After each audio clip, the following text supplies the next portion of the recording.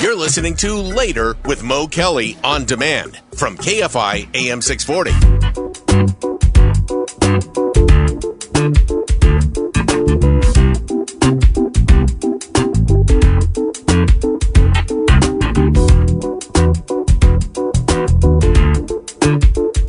KFI AM 640 is Later with Mo Kelly. We're live everywhere on the iHeartRadio app and on YouTube. And there's a very spirited discussion and debate going on in the Motown chat. There are those who are of the opinion, as we were talking about last hour, about what we would call the vulture, Edwin Castro, buying up these properties on a discount in Altadena. And there's some who think, well, what's wrong with that? You know, people could have turned down the offer. They had a choice. They didn't have to sell. They could have held out for another offer. That's the debate going on in the chat. And I don't want to get too far sidetracked because I want to start getting angry, because when people profit off other people's pain, I have a problem with that. So right now, if you can join the chat and weigh in and put your 2 cents in that discussion. Right now, we're going to move on to Netflix. 12. I don't know if you've heard about these Netflix house locations, which are opening this year. And today they gave some more details about these retail stores, which are coming to various areas around the country, like Philadelphia and Dallas. They'll have one in Las Vegas in the next 2 years. And these Netflix houses will sell merchandise and food based on Netflix shows. And they'll have immersive activities from series like Wednesday and Squid Game, which are Netflix properties. Mm-hmm. Netflix house at Galleria Dallas, I don't know where that is, will have a game room and immersive experiences based on Stranger Things and Squid Game. The Netflix house in Houston, the Netflix house in Las Vegas will be on the Boulevard. It be at Boulevard on the Strip. Now, here's my only question. Now, how easy would it be to, I'll say, reconfigure these houses as the properties get older? In other words, this is Stranger Things last season. In a year or so, people won't be checking for Stranger Things like that, I don't think. Now, I believe that they'll be able to flip it easily, because when they have the Netflix experience in downtown LA, they flip it and move it around all the time. And it's amazing how they reconfigure it from when they did Squid Games versus Stranger Things. It's the same property, but it's like they just flip it and just, it's almost like Hollywood set makers and designers and all, they come through and just reimagine it. Yeah, okay. So I'm sure it's got to be easy. I like that businesses like Netflix, they're thinking beyond just what they do. And they've always done that. You know, when they were doing DVDs, they said, oh, what about streaming? And they got into streaming before a lot of these other places did. And now that everyone's on streaming, they said, well, what's the next thing? And they're already looking at this. And I would liken it to Hard Rock Cafe, where you have an experience connected to a brand that you know. And then you will start looking for these places in just about every city. I can see where they're going with this. It's not like an amusement park, but it's a thematic experience. I understand why they are rolling these out, because my co-parent and my daughter, they've gone to both the Stranger Things and the Squid Games activations in downtown LA, and they love it. They love the experience. And this is something that every time they go, they're like, oh, it's packed. Oh, it's absolutely crowded. So if Netflix, and we see if Netflix is as smart as we know they are now, they've said, hey, let's make this permanent. If we're getting this much traffic and people are taking this much interest, and we know being Netflix, we can reshape it however we want based on what's hot on Netflix.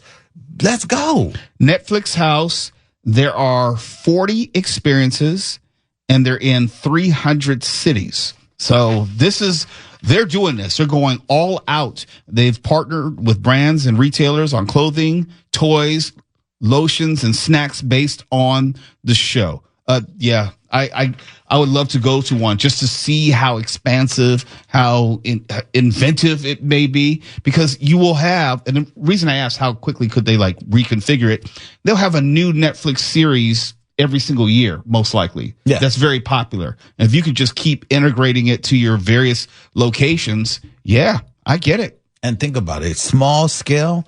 This is a nationwide now theme park for the most part, because you have these large size activation venues. And if you put one in every major city in the U.S., Netflix is actually encircling like a Disneyland, saying, we don't have to worry about people spending, their life saving to come in for one experience with y'all. Well, we have these things every city, everywhere, and it's easy for us to put them up, change them around, and keep getting traffic in. So that's how Netflix as a streaming platform is like, yeah, we can get on Disneyland's level if we space out what we do. Yeah. And I guess the truest sentiment is when other streamers like a Disney Plus might start doing something similar, where you have these themed, I don't want to call it an attraction, but event places where you can feature your own intellectual property and have people kind of participate in it. Yeah, I can see it. It makes great sense. And Netflix is again out in front of everyone. It's one of the reasons why it dominates streaming. And we have another story about streaming later on, how streaming has eclipsed broadcast and cable combined as far as viewership. So yeah, this is the future. And if Netflix continues to be at the forefront of everything which is televised entertainment, then they will continue to win.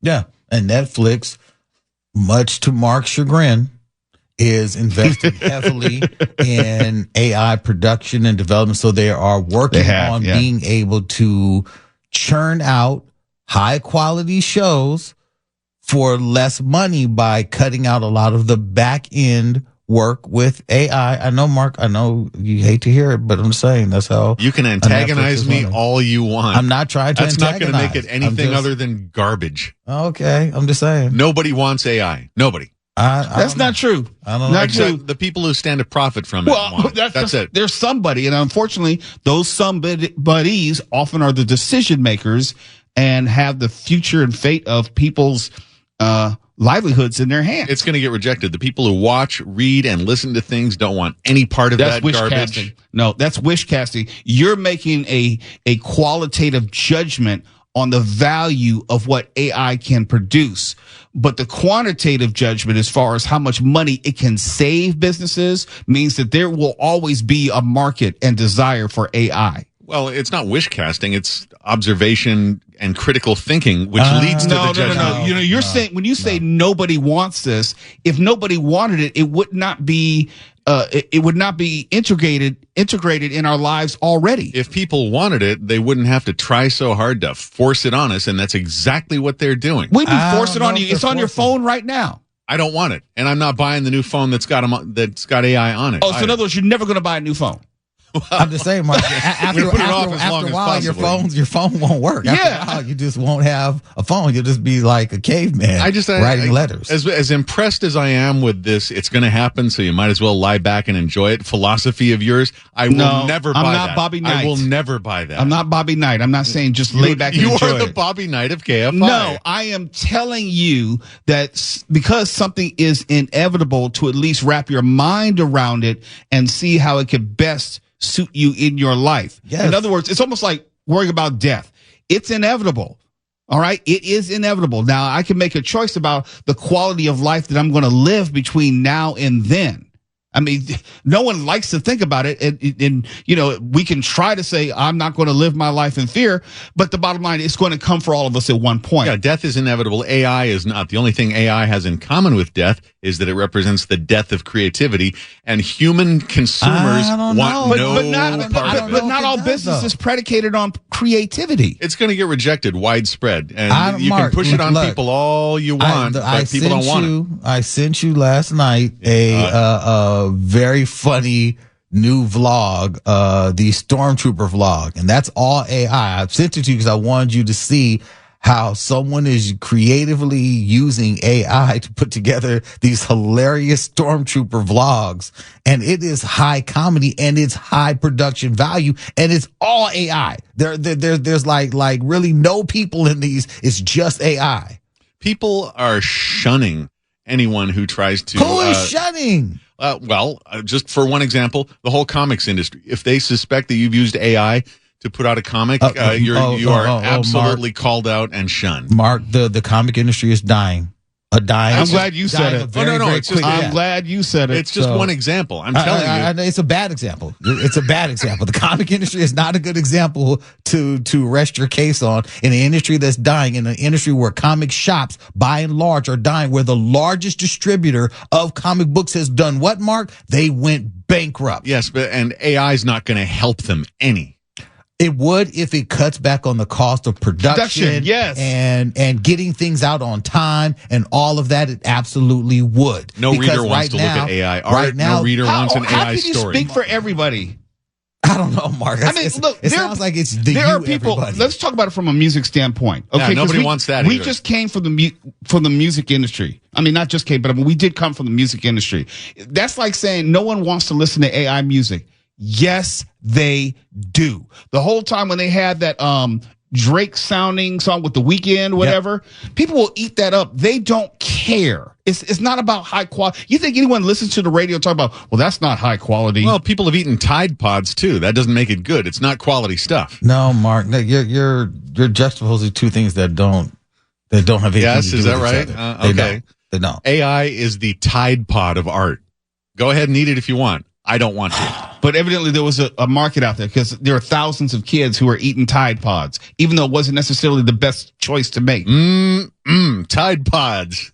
Mark, I don't know, Mark. No, I know about Mark. There's something wrong with him. There's something wrong with him. Your argument is look at what you two swine are defending. Look at it. Swine. Hey, Stefan. We're not going to have a news break. We're just going to keep on rolling to the next segment. You don't have to listen to that. We don't need to listen to Mark for another 15 minutes. We're well into news time right now, and I'm in command. Go to news, Stefan. Wow. No. Don't listen to him. Come back. Do not listen to him. We have to do the news. No, we do? Yes. No, I have to toss to you for you to do the news. Well, start tossing, you tosser. All right. KFI AM 640. It's Later with Mo Kelly. You're listening to Later with Mo Kelly on demand from KFI AM 640.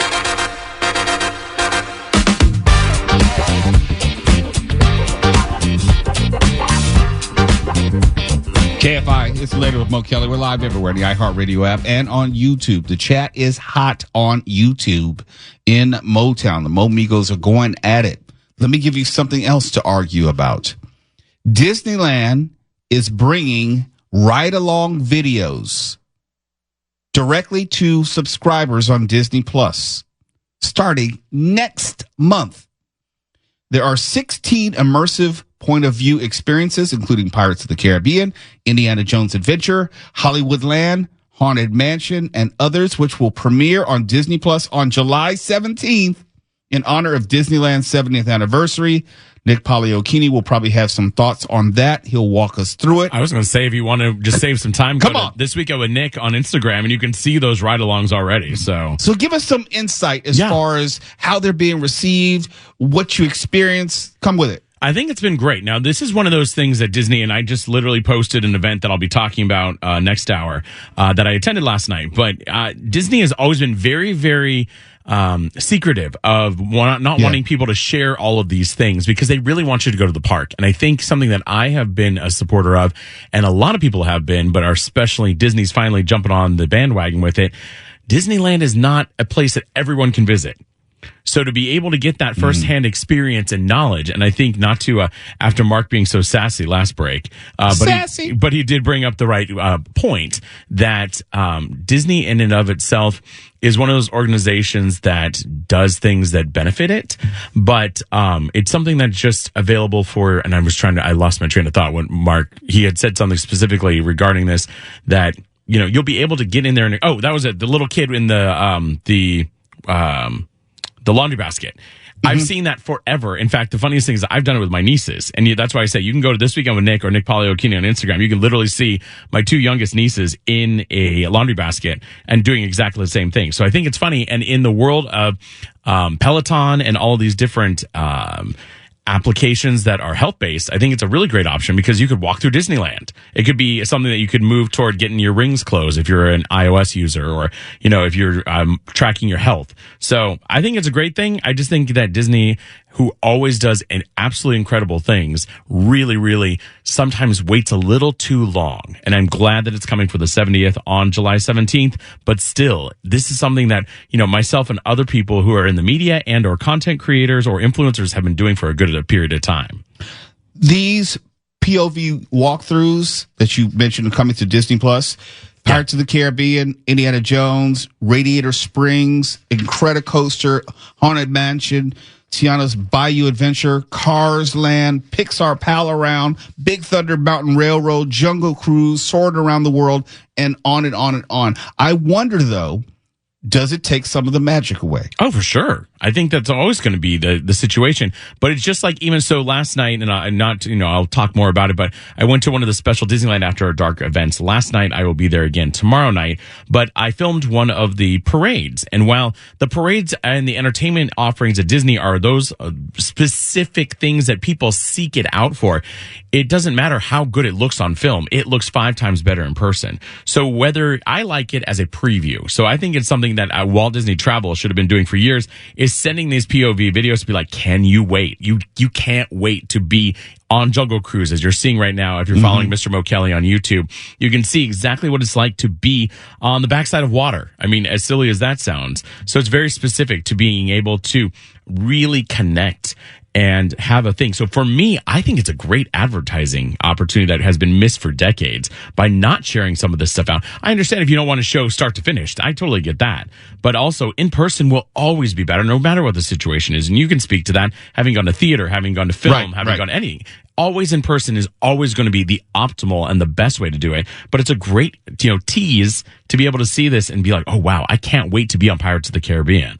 I wouldn't call it a morbid curiosity, but I do have some curiosity to see some of these rides that maybe only went on it once, or maybe I want to explain to someone else, or maybe I just want to give relatives who are in town just a sampling of what the experience of Disney is like. Because to your point, it's sometimes cost prohibitive. Sure. And it's time prohibitive. I remember I went 2 years ago and I said, I can't do all this in one day. It's not possible. Exactly. And the thing too is, even though they have multipass, which used to be called lightning lanes, and then they used to be called fast passes at one point in time, even with that, you're not going to be able to get it through. And there's a handful of influencers and a handful of content creators who specifically have documented the number of days. I want to say it's at least a day and a half per park to be able to get through absolutely everything. So it's being able to go, hey, I'm going to go to Disney California Adventure because I want to go to Avengers Campus because I'm a huge fan of Marvel, but then my kids want to go to Toontown over at Disneyland.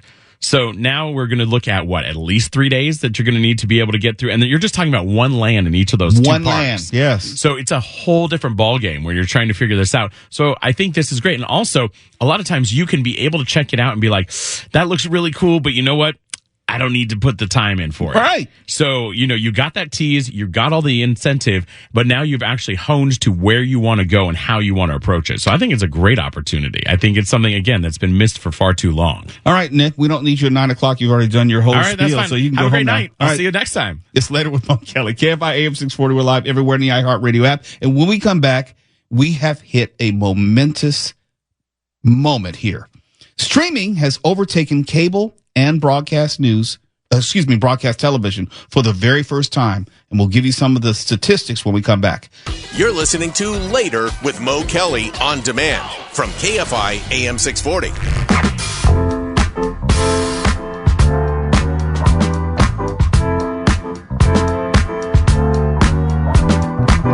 KFI, it's Later with Mo Kelly, live everywhere in the iHeartRadio app and YouTube. And you may not remember, but very early in my tenure here on KFI, it was around the time in which I started the Mo Kelly Show, which was 2012.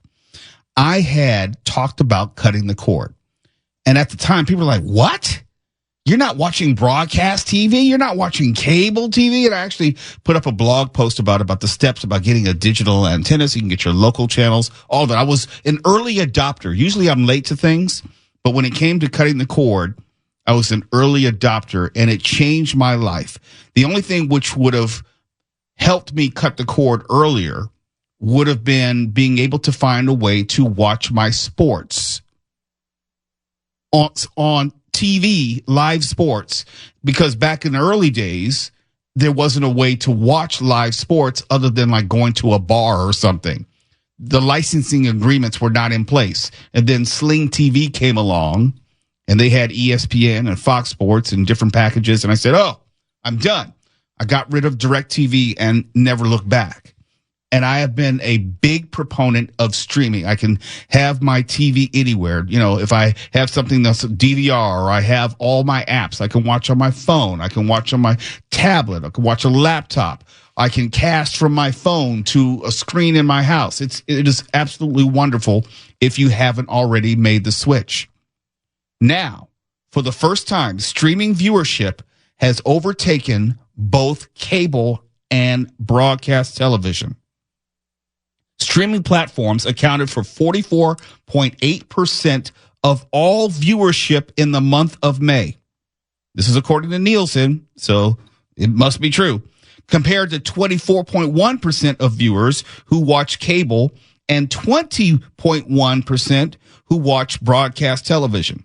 Don't get me wrong. I have a favorite broadcast television show like Chicago PD, Law and Order, SVU, and I think that's about it as far as broadcast television. Mark, are you watching anything on broadcast television? You know, now that you bring this up, there's not a single broadcast show that I tune into every week. I can't think of a single one. And I don't even watch it every week. I just sort of like let my DVR just accrue a bunch of episodes, and then I'll sit home on a given Sunday and watch them all, binge them all. Yeah, the only thing that I watch with any regularity is just all the news that I can possibly hoover up, and that doesn't really count. The whole idea of appointment watching simply does not exist anymore. I can't tell you what night Chicago PD comes on. I think it's maybe Wednesday, maybe Thursday. I don't know. Yeah, it's prehistoric to imagine the time when we were kids or our parents were in their prime. They had to stay home to catch a show they wanted, and if they missed it, they were never going to see it again. Depending on how old you are or are not, there are these things called reruns. And you would, if you missed your episode of whatever, and these were back when TV seasons had maybe 22 episodes. Imagine that, 22 episodes.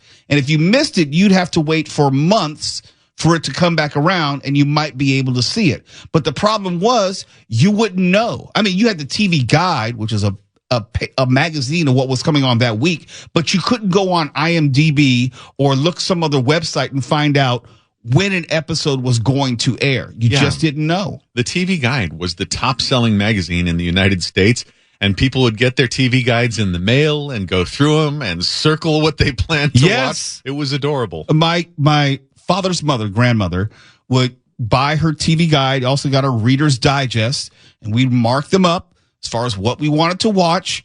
And this was pre-VCR.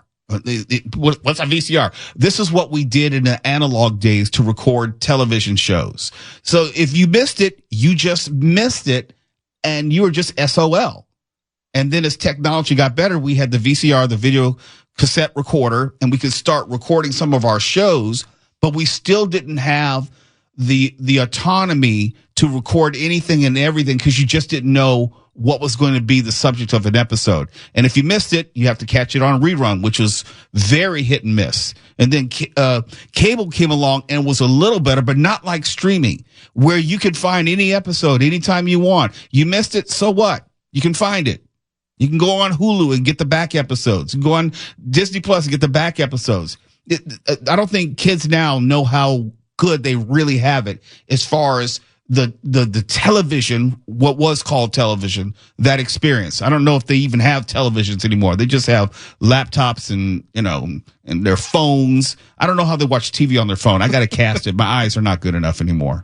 No, we're so spoiled now. You can get anything. Nothing disappears. Well, almost nothing. But in the old days, the hunt was half of seeing a show. It was. And even before they had VCRs, I remember when I was getting my tonsils out. True story. I was 5 years old, and Tawala's going to laugh at this because this is a real show. Did you ever see the movie Coming to America? And there's a character on it named Randy Watson. And one of the famous lines from Coming to America, when they introduce him, he sings The Greatest Love of All. And he's introduced as, he's Officer so-and-so from the What's Going Down episode of That's My Mama. Most people don't know that That's My Mama was a real TV show in the early 1970s. I say that to say when I was in the hospital and I was getting my tonsils out, it was an overnight stay. I asked my sister to tape one of the TV shows that I'd like to watch. It was That's My Mama. But back then, all you could get was an audio recording. So she took an old style tape recorder. You push the buttons down, and it was you didn't even plug it in. You were recording the ambient noise of the TV. So the recording quality was absolutely horrible. I did the same thing when I was a kid. I recorded TV shows. And that was the only way you could record a TV show. And if it's a TV show that you were familiar with, it didn't matter because you know the voice, you know the character, you could, in your mind, make the facial expression. So it was good enough. Not only that, people don't seem to remember what a Sophie's Choice it was back in those days because there were 3 networks and PBS. And if you wanted to watch 2 shows and they were on at the same time, you had to pick one. And you had to choose. And that was it. I'm sort of addicted to these collections that are on YouTube about shows from certain, each year in the past. And there's shows on there I've never heard of because once you made your commitment, like I said, you didn't see the other ones. And some of these things I've never heard of. So, pick a year, early 60s, 70s, 80s. These things are fascinating to me. You had ABC, NBC, CBS. That was it. And yes, you had PBS, which was channel 28, but there wasn't programming content per se on Channel 9, KCAL. There wasn't programming content on KCOP channel 13 or channel 11. There may have been some cartoons early in the day, but they didn't have evening content for the most part. I remember LA had a pretty cool set of UHF channels during the brief time I lived here as a young kid. And they would show like the same cult movie 5 nights a week. So like the giant robot Johnny Sacco movie or whatever. It was 28 and 50. Okay. But KOCE. I remember watching that all, like Kimba the White Lion was on there. Yes, you would get your evening cartoons. It was Kimba the White Lion, and there was something else I would watch as well, but it was at night. Yeah. And maybe it was Speed Racer, but it was Kimba the White Lion, definitely. But there wasn't a lot of programming, and TV went off at like maybe 9 o'clock, and then you'd have The Late Show or Johnny Carson, but then it went off, I think around maybe midnight. And you get the bars until 6 a.m. Yes, the bars and the "Do you know where your children are" sign and all that stuff that does not exist anymore except on YouTube. Yeah, and they played the national anthem. I think it was around 5:30 or 6 o'clock. I'm not exactly sure. We're so spoiled. Welcome to Oscar's Barbershop, named after my daddy who passed it on to me. It's been a part of Washington, D.C. a long time. This is me, Clifton Curtis, my own boss and loving every minute of it. And this is my little sister, Tracy, and her husband, Leonard. This is my best friend, Happy-Go-Lucky Earl. And this wonderful person, well, that's my mama. And that's the voice of Clifton Davis, the star of That's My Mama, who's been a guest on this show when he was starring in Wicked at the Segerstrom Theater. He came on the show. So talk about things going full circle. That's My Mama. I think it was... I don't know, maybe there were 39 episodes. Very 70s. Oh yeah, it premiered September 4th of 1974. Yeah, and I got my tonsils out in 75, if I'm not mistaken. I was 5 years old. So that's pretty cool, though, that you got him on the show. Yeah, I mean, full circle moment. Yeah, that's a real voice from our childhood. Yeah, so That's My Mom was a real TV show. So when you watch Coming to America, it's an inside joke. It's a real thing. It's Later with Mo Kelly. KFI AM 640 Live, everywhere in the iHeartRadio app. We have a Tom Cruise for Oscar update. He's going to get his Oscar thanks to this show. I hope he remembers to thank you. I have a feeling he won't, but deep down inside, he knows the truth. He must be in league with Eddie Murphy. You're such a hater. You're such a hater. And when Eddie Murphy comes on this show, I'm going to make him address you and make a joke about you and talk about you or something, immortalize you in a very negative way. Now, should I hold my breath waiting for this? Look, we've waited some 12 years for Eddie on this show. So okay. So what's another 3 months? Okay, I got you. You're listening to Later with Mo Kelly on demand from KFI AM 640.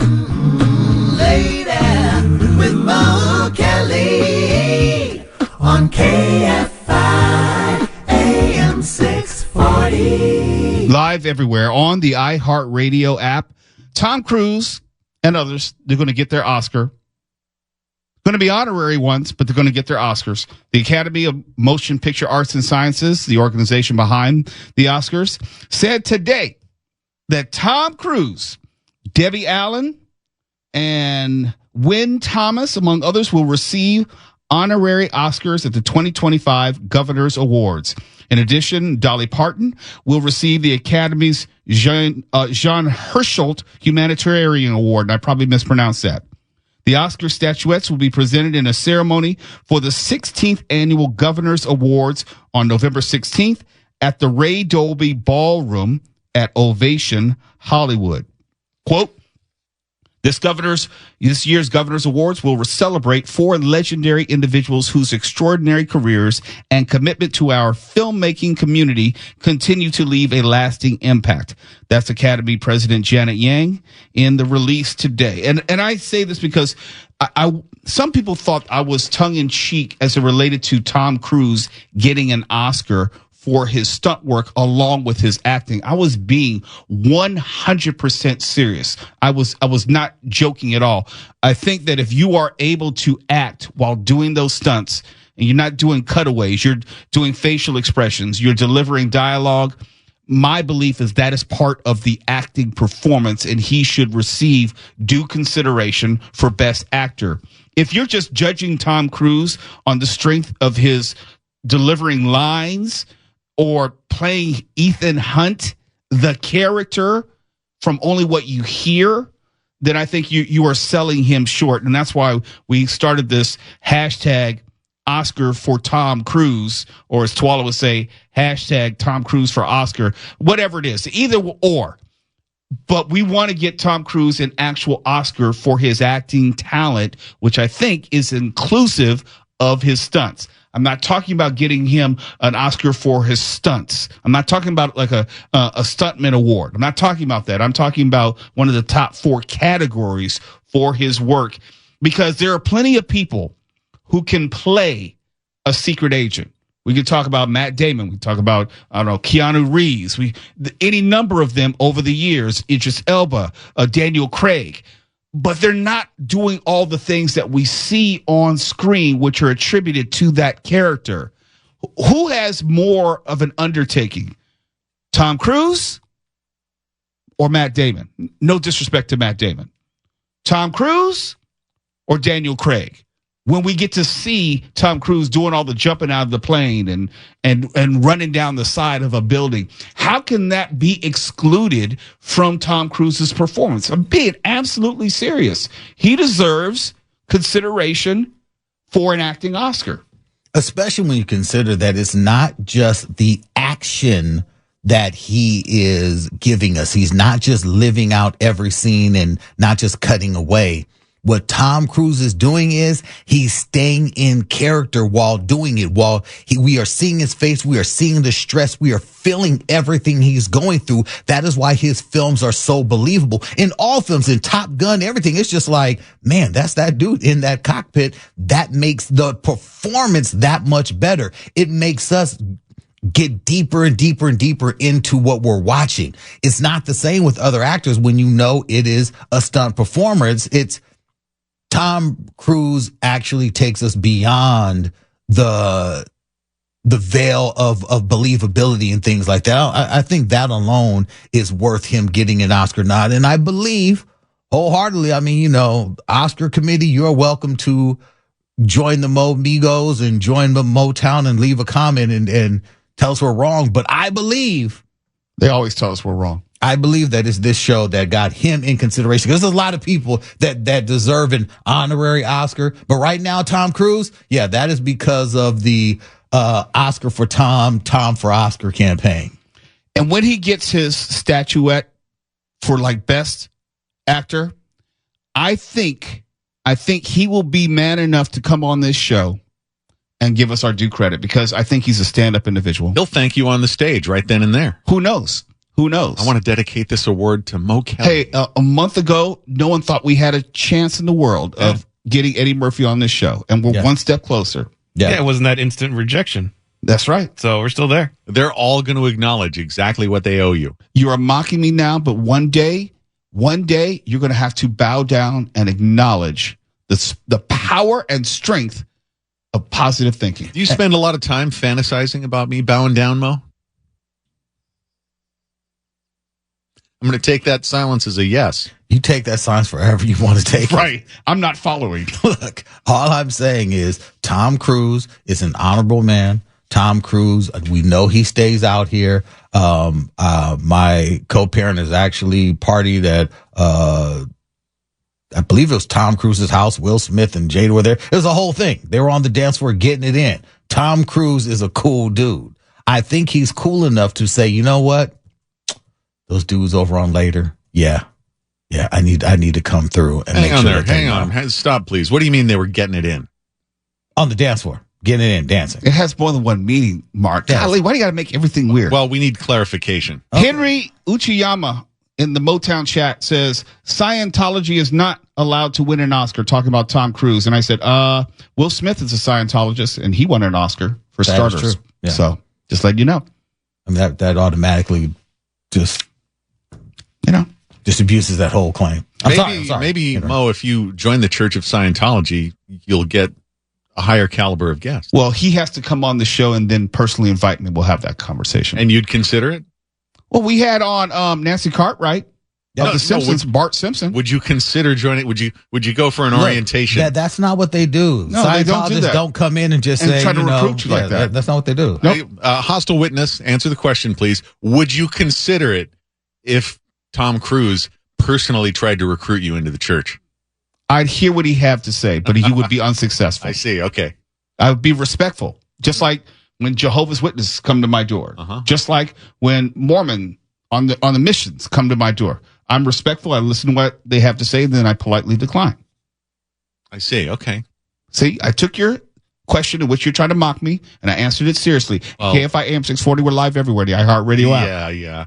KFI and KOST HD2, Los Angeles, Orange County. More stimulating talk.